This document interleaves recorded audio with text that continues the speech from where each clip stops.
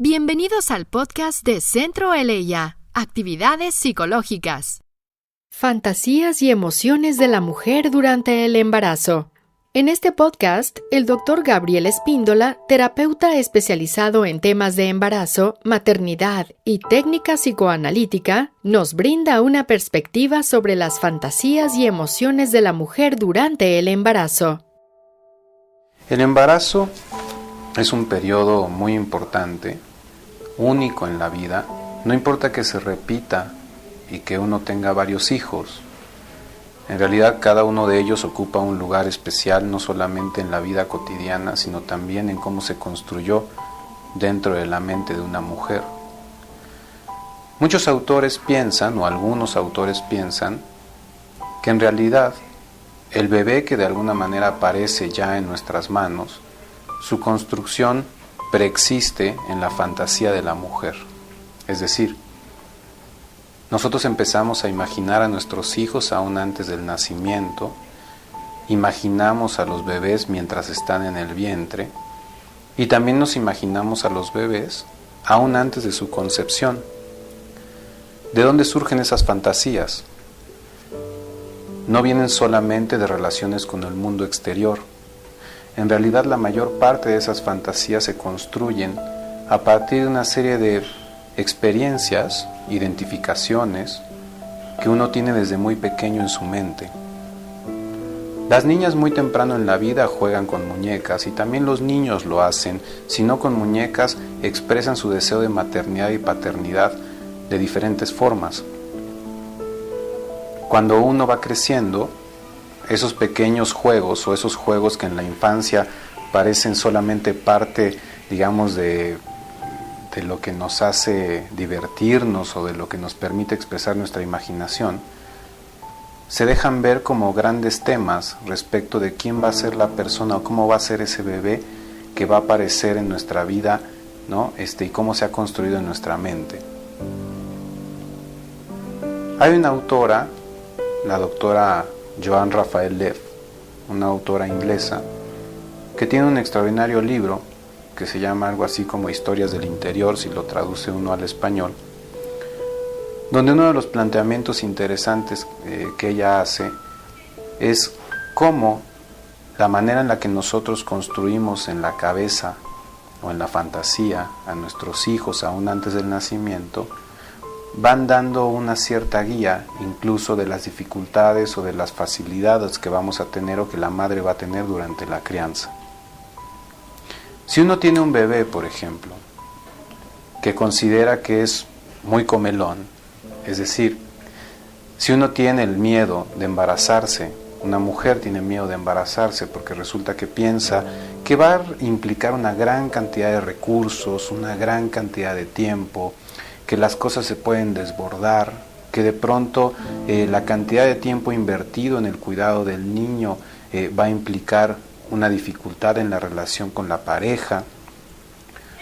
Lo que nos dice, entre otras cosas, es que internamente, aún antes de estar embarazada, ella ya tiene un bebé muy comelón, un bebé que de alguna manera le exige más de lo que ella probablemente siente que le puede dar.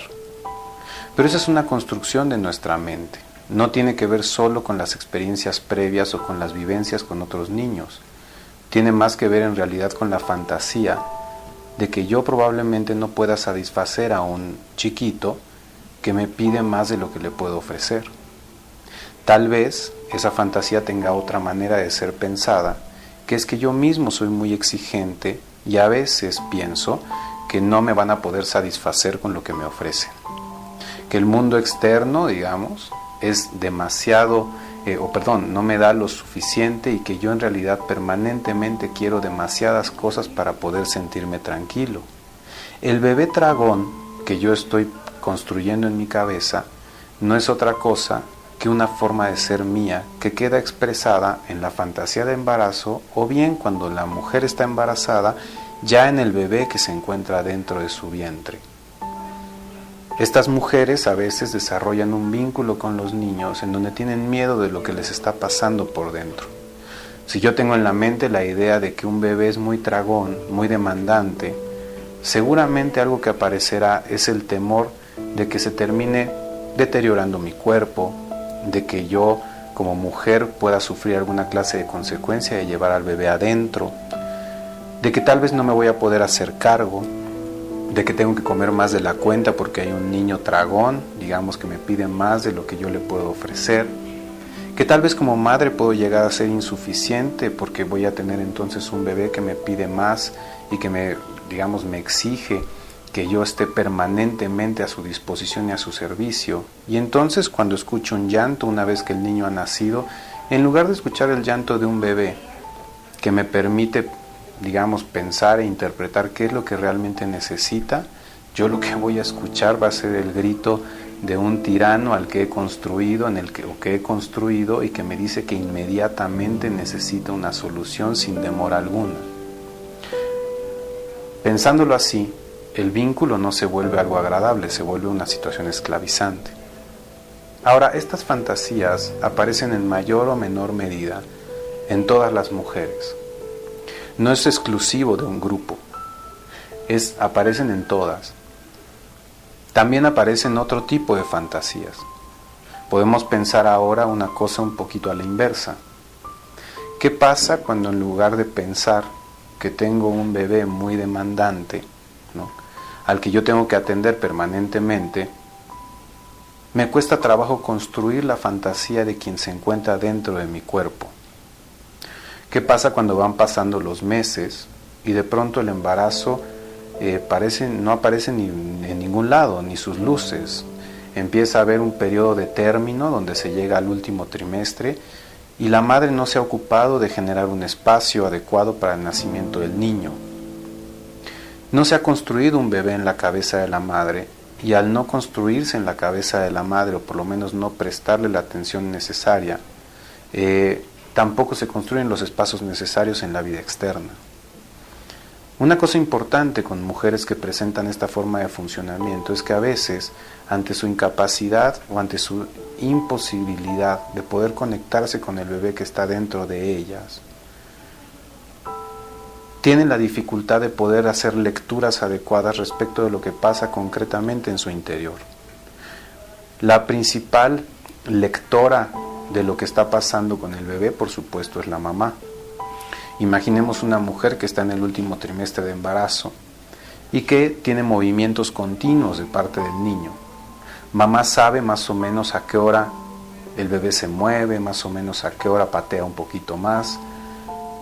Y si mamá detecta que después de un periodo de tiempo el bebé no se mueve, mamá puede tomar las decisiones convenientes, para poder revisar que la cosa ande bien.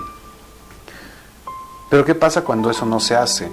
Si no tengo un registro, si en realidad no estoy atenta, si no me puedo comunicar de buena forma con ese bebé, entonces ¿qué pasa cuando se deja de mover y donde de pronto parece que no me di cuenta del tiempo que ha pasado entre un movimiento y otro?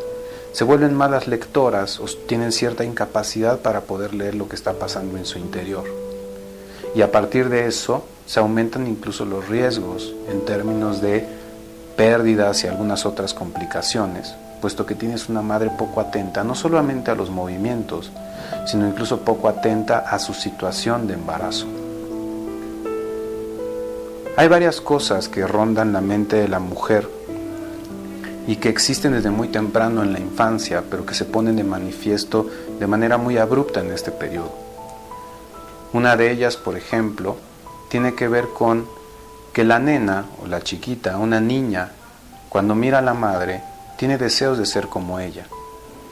El deseo de ser como ella también se transforma en la fantasía de tener un bebé como ella. La niña a veces tiene la idea, por ejemplo, de que se apodera de los bebés de su madre y que le pertenecen. Uno lo ve, es muy visual cuando uno ve a una nena, que acaba de tener un hermanito. En buena medida, una forma de aliviarse de los sentimientos de celos, por lo menos momentáneamente, de tener un hermano, es pensar que en lugar de que es un hermano, es un hijo propio. Y entonces la nena lo toma para sí. Le quita a mamá el bebé que en realidad es de ella, y todo esto es una fantasía que se está dando en su mente. Uno ve a la niña que está, en la idea de que ese bebé es de ella y no de la madre. No es que concretamente la niña le roba el bebé a la mamá, pero por supuesto, cuando ella se apropia de esa posición y piensa que el bebé es suyo, y con eso se alivia un poquito los celos, en realidad efectivamente está en la fantasía ejerciendo un robo, no solamente de un bebé, sino también de una posición que es la de ella en el lugar de mamá, junto a papá, ¿no? Teniendo un bebé que, si bien es de mamá, ahora le pertenece a ella. ¿Qué pasa cuando ella ya no es una niña, sino concretamente es una mujer adulta? Entonces puede aparecer la idea de que mamá, en venganza por el niño que le ha robado la nena antes, pudiera ahora quitarle el bebé a ella. Por supuesto que en la vida consciente no es que la mujer concretamente experimente la sensación de que su madre le va a robar un bebé, pero tienen miedo muchas veces de que la gente se acerque, de que algo pase en el trayecto del embarazo y entonces, digamos, le quiten algo bueno que ella siente que tiene adentro, que es único, y que corre el riesgo de que las demás personas, por precisamente el privilegio en el que ella se encuentra ahora, puedan quitarle algo muy valioso para ella. Cuando uno habla con estas mujeres en la fantasía, detrás de todas estas experiencias de vida cotidiana, lo que aparece es la sensación de ser robadas, la idea de que alguien les va a quitar algo bueno. Incluso sus propias madres, por ejemplo el afecto, es que cuando nazca el niño, si se lo dejo a mi mamá mucho tiempo, por ahí no vaya a ser que el bebé, en todo caso, quiere más a mi mamá que a mí. No se trata solamente de un equilibrio de cariño, sino se trata de la fantasía de que la mamá se apodere de un bebé, ¿no? En venganza, tal vez, por los bebés que ella le quitó a la mamá. Podríamos preguntarnos si es necesario entonces o si esto solamente pasa con aquellas que han tenido hermanitos más pequeños que ellas, pero no. Es en realidad una fantasía permanente que no solamente tienen los niños, incluso también, las niñas, sino incluso también los niños. La idea de que mamá tiene cosas muy valiosas y se pueden apropiar de ellas es una fantasía que se encuentra en todos nosotros y que es parte de la vida cotidiana. Pero cuando se está embarazada y se tiene a un personaje dentro de una que además se mueve, cobran vida muchas de las fantasías que en otro momento, digamos que solamente aparecen o son un tanto imperceptibles y solamente pueden ser entendidas bajo la escucha de un tratamiento de una persona que pueda entender esta clase de sentimientos. Cuando un bebé patea dentro de mi cuerpo, puedo interpretar esa patada de muchas formas. Puede ser que piense que está jugando, puede ser que piense que está enojado, puede ser que piense que no le estoy dando lo suficiente, puede ser que piense que en realidad le estoy dando más de lo que necesita. En fin, la patada, los movimientos que se experimentan dentro del vientre pueden ser interpretados a la luz de las fantasías que cada uno de nosotros o que cada una de las mujeres que están embarazadas tienen sobre los niños que llevan dentro. Al no poder corroborar lo que realmente pasa con el bebé en la vida cotidiana, digamos que están las madres muy expuestas a sus propias demandas, deseos, expectativas. Todas las mujeres tienen un bebé en la cabeza aún antes de que éste aparezca en la concepción, y va tomando forma, y va tomando rasgos, y va tomando características conforme el embarazo pasa. Estos rasgos, estas características, estas ideas incluso respecto de si es una niña, respecto de si es un niño antes de confirmarlo, tienen que ver con las construcciones que nosotros hemos hecho desde muy temprano en la vida. El embarazo tiene características muy particulares. Por ejemplo, 2 cuerpos en uno. La idea de que 2 cuerpos ocupen un solo espacio es ya en sí mismo un elemento muy difícil de comprender. Las madres, por ejemplo, mujeres que están embarazadas y que están en un proceso terapéutico, experimentan situaciones muy interesantes. Sabemos que dentro del consultorio uno de los temas difíciles tiene que ver, por ejemplo, con la separación. ¿Cómo resuelvo yo la idea de estar solo o de desprenderme de algo o de alguien importante? Pero ¿qué pasa cuando siempre tengo una compañía dentro de mí? La separación a veces se alivia, Y entonces tengo el sentimiento de no experimentarla porque permanentemente estoy acompañada. Por otro lado, por ejemplo, en las sesiones pasa algo interesante, que es que pasamos de ser dos personas trabajando sobre lo que está pasando en la mente de alguien a tres personas. El bebé, en la fantasía de la mujer, por ejemplo, se puede transformar en un personaje que escucha. Ellas pueden sentirse incómodas, así como pueden llegar a sentirse acompañadas y no estar solas, también pueden sentirse incómodas, invadidas, ¿no?, con un personaje intruso que ahora escucha las cosas que ellas tienen que decir. Es frecuente que haya un sentimiento de inhibición, de poder hablar de todo lo que está pasando por su cabeza, al momento de construir en el bebé a alguien que escucha permanentemente y que puede llegar a juzgar sus sentimientos o sus emociones. Por supuesto, el bebé no hace nada de eso, pero como uno construye y proyecta en él una serie de fantasías que en realidad son propias o emociones que son propias, transforma al bebé en una presencia muy significativa que evalúa lo que uno dice. Por ejemplo, si una mujer tiene un natural temor de una pérdida o de una malformación, que son parte de las ansiedades que se encuentran durante el embarazo, incluso hay autores que las dividen en trimestres. Si uno encuentra una mujer con esa ansiedad, la mujer puede llegar a tener miedo de expresarla en la sesión. Y puede ser que el temor se asocie a la idea de que el afectado, que en este caso es el niño, se encuentra dentro de ella y que la escucha. Y que entonces mejor no decir nada porque el otro está enterado de sus sentimientos, de sus fantasías, de sus temores. Tengo miedo de expresar lo que siento sobre alguien que está dentro de mí. Se vuelve una amenaza interna y al mismo tiempo una amenaza externa. Por otro lado, son cosas que uno no puede hablar en la vida cotidiana porque son difíciles de entender. El embarazo es un periodo de la vida lleno de ambivalencia. Uno siente toda clase de cosas maravillosas. Es un momento, una gran oportunidad de crecer, de ampliar los significados emocionales en la vida de las personas.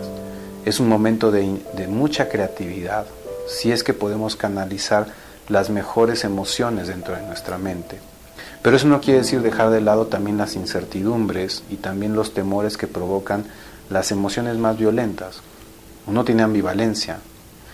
Uno a veces siente, o una mujer puede llegar a sentir, por supuesto, que adora y que ama y que quiere tener a ese bebé. Pero a veces se llena de miedo. Tiene la sensación de que no va a poder, tiene la sensación de que no va a ser suficiente. A veces se pregunta si estaría mejor en otra condición, por ejemplo, sin el bebé. Y entonces esto se traduce muchas veces no en un pensamiento concreto o en una idea consciente. A veces se transforman en temores, por ejemplo, temores de pérdida, la idea de que el bebé en un momento dado, digamos, uno lo pierda. En realidad uno podría perder a un bebé porque es parte de los riesgos que se encuentran en cualquier embarazo, y es un riesgo a veces más alto del que se piensa habitualmente. Pero aparece esta idea de perder al niño asociado muchas veces a una fantasía que no es que el niño se pierda, sino a la fantasía de que uno tal vez no quiere en ese momento o siente que no tiene la capacidad o se asusta de poder tener un bebé adentro. Parte de la vida, digamos, y parte de lo que sucede en todos los embarazos. Esto no es solamente con una mujer que sufre de mucha angustia, no.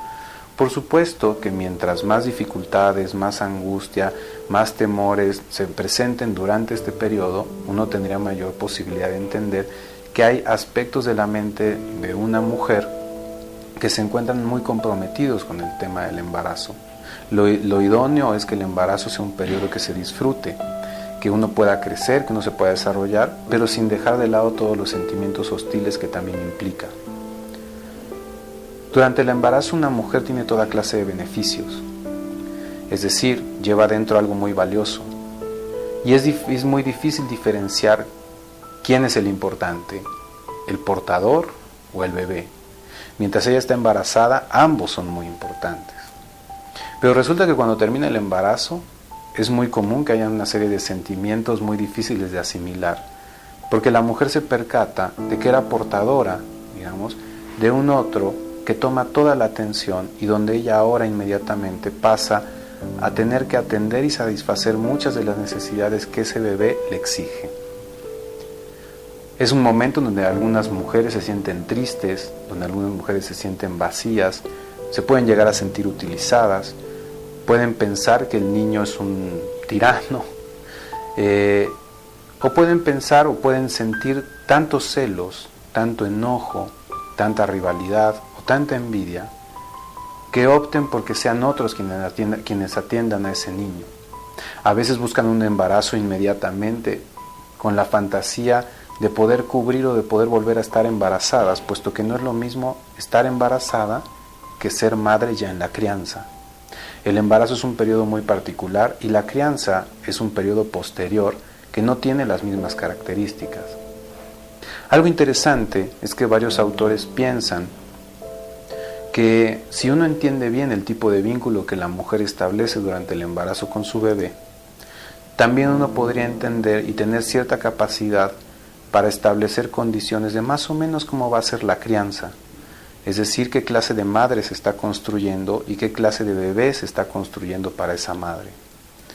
Una mujer que piensa que el embarazo lo ha solucionado todo, que todo es mejor a partir del embarazo, no quiere decir que esté disfrutando un embarazo y que todo sea plenitud. En realidad también nos habla de cómo deja de lado todas las dificultades y que el bebé por sí mismo no trae ninguna clase de beneficio. Uno transforma a ese bebé en toda clase de beneficios. Cuando el niño se separa de esa madre, esta madre puede tener muchas reacciones. Por ejemplo, si pienso que todo lo bueno ha venido a partir del embarazo, no quiero que el embarazo termine. Y cuando el embarazo termina, puedo llegar a tener una intensa ansiedad o mucha desesperación o mucha tristeza de ya no estar en la misma condición idónea.